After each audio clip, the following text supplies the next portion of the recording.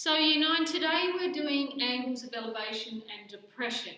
Okay, so we're starting to really get into some of these more practical problems that we have, which we're going to be using our trigonometry with. So an angle of elevation is the angle that your eye or your head moves through to look up at something. So you've got elevation means up. Okay, so if I am standing this direction, my normal eyesight would be straight ahead. Okay, so that's your normal line of sight, straight ahead of you. For you to do anything different, like look up at something or look down at something, your eye or your head will move. Okay, so if I'm looking up at something, my eye or my head will move through that angle to focus on something up above me. If I am looking down at something, I will have my normal line of sight here to start with, then I look down, and my eye or my head moves through that angle to focus on the thing that's down below me. So, if you look at this diagram here, this is the object. We are down the bottom and we are looking up. So our normal line of sight would be straight out. So that's your normal line of sight. But you've spotted something above you and you're looking at it, so your eye or your head will move through that angle to focus on that object. The angle that the eye or your head moves through is the angle of elevation. Okay, so theta in this diagram is the angle of elevation. Okay, so for the angle of depression, depression means down. So the angle of depression is the angle through which your eye or your head moves to look down at an object. So in this diagram, we're up here now. Our normal line of sight is straight ahead.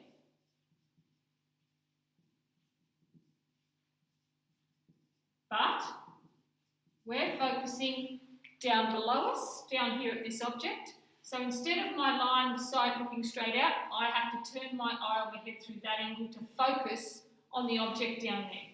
That angle that my eye or my head moves through to look down at something is the angle of depression. Okay, so there is a bit of a connection between the angle of elevation and the angle of depression, and this is it. So if we look at that same diagram we looked at in both of these, just looking at this diagram and this diagram and putting them together, our angle of elevation was down here, our angle of depression was here. Now, both of these lines of sight that we had were horizontal. We looked directly horizontally when we have our normal line of sight. So they're parallel lines. They're both horizontal. So that means that we have a Z shape in here, which means these two angles are alternate angles. So these alternate angles are equal in parallel lines. So that means my angle of elevation is going to equal my angle of depression. Okay? So, and that's your reason down the bottom we just talked about. Alright, so I'm going to do a few examples. The first two are just basic ones, getting you used to it. So the first one says, mark the angle of elevation, theta, so you've got to put a theta there, and find its size. So they've given us this diagram. Now remember, elevation means we're looking up at something. So that means we must be down here and we must be focusing on an object up here. So our normal line of sight, there's my eye, would be straight out. I'm focusing up here. This is the angle of elevation here. So I'm going to put my theta there. Now they want me to find the size of that angle. Well, you know there's 180 degrees in a triangle. So if there's 90 degrees on the right angle, these two have to add up to 90. So that would be, theta will be 90 minus 70, which is 20 degrees. Okay, in the next one, we're marking the angle of depression. Depression, remember, means we're looking down at an object. So that means we must be up here this time. Our object must be down here. Normal line of sight is straight out. We're focusing down here. So this is the angle that my eye or my head moves through to focus on that object down there. So we're going to mark our theta in there. That's our angle of depression. Now we need to find it. Now you've got a horizontal line there and a vertical line. So we have a right angle in here. So to find theta, we're just going to do 90 minus that 41.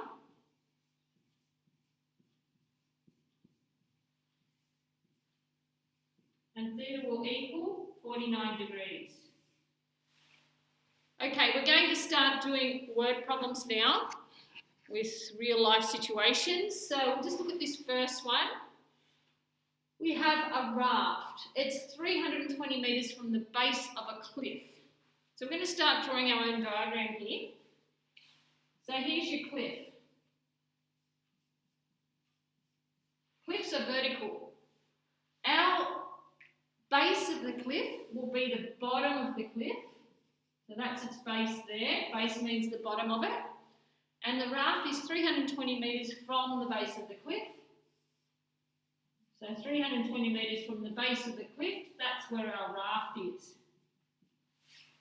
Okay, so this is going to be a right angle because we're doing a vertical cliff, and this will be just along the ground, so it's horizontal. So there's our right angle. Now, it's just the angle of depression of the raft from the top of the cliff. Now, you've got to try and imagine yourself in one of those situations to be looking down for the angle of depression. Okay, so I know they're not talking about people here, but the person or the eye or the head that I've been talking about has to be in one of these two spots. You've got to think about it. So if we're looking down for depression, we must be up here. Right? So we're there. Okay? So it is the top of the cliff and we're just standing up the top there. So that's the top of the cliff. The raft is down here. These are the two things we're talking about. Join those up. Okay. So now the angle of depression is 29 degrees. So your normal line of sight is straight out. Put a dotted line there. The angle that your eye or head moves through to look down at this raft will be here. And that's where we put our 29 degrees.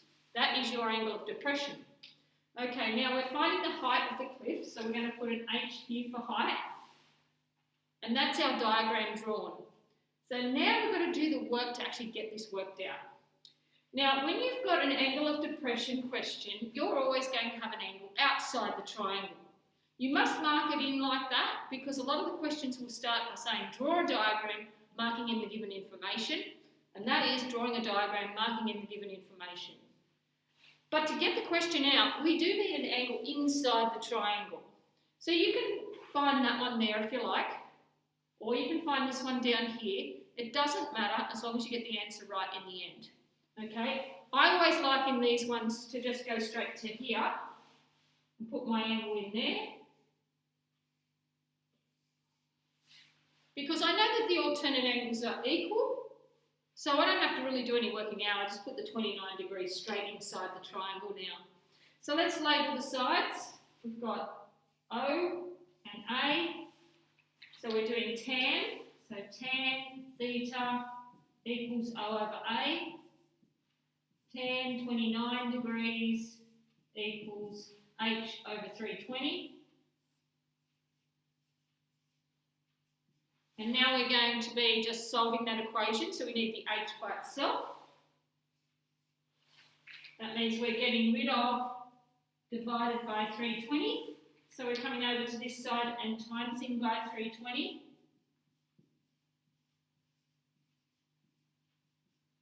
Now we're going to get our answer and then we're going to round it off the way they wanted. So let's see what we get. Okay, so make sure that you've got D for degrees on the top of your screen, otherwise we're going to get answers wrong. 320 times tan 29 equals, and this is what you should get.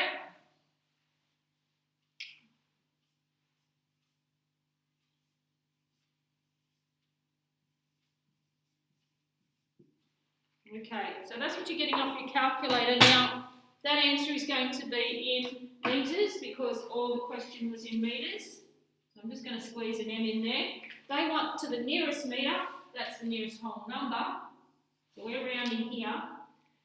So that number there is a 3 less than 5, so this is going to stay. So it's 177 metres. Okay, so we're going to come back in the next video, boys, and do a few more questions on this.